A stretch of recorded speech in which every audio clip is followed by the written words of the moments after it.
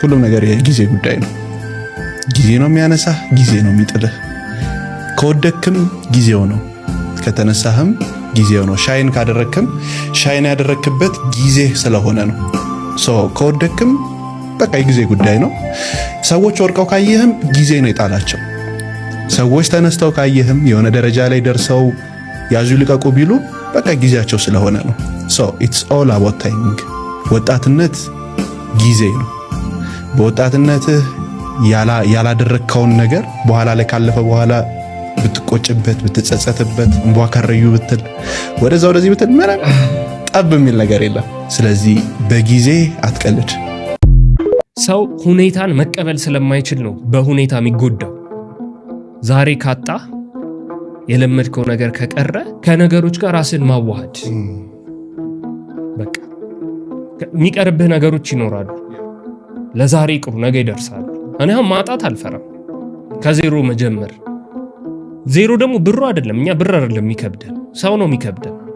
እኔ አብለኔ ዳዊት ስሙ ቢጠፋ ነገር ውይ እሱ እኮ ያኔ ስኬት ምናምን ብሎ በየፖድካስቱ ለፍልፎ ይሄው ዜሮ ገብቶ ማክሮን ዛሬ ዜሮ ገባ። አልፈራውም፣ እወጣዋለሁ።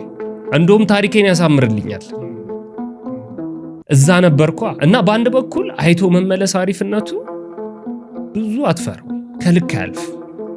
አንተ ውስጥ ሰላም ከሆነ ጤና ካለ አይምሮ ውስጥ ነው ሁሉም ነገር ጨዋታው።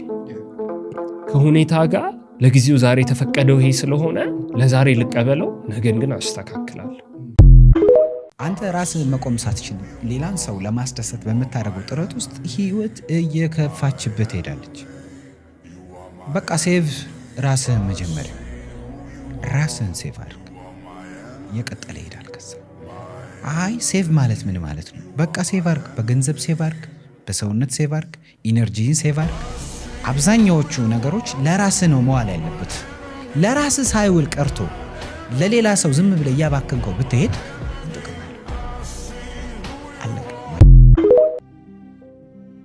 ቤተሰብ አንተን እየጠበቀህ ነው አይደል?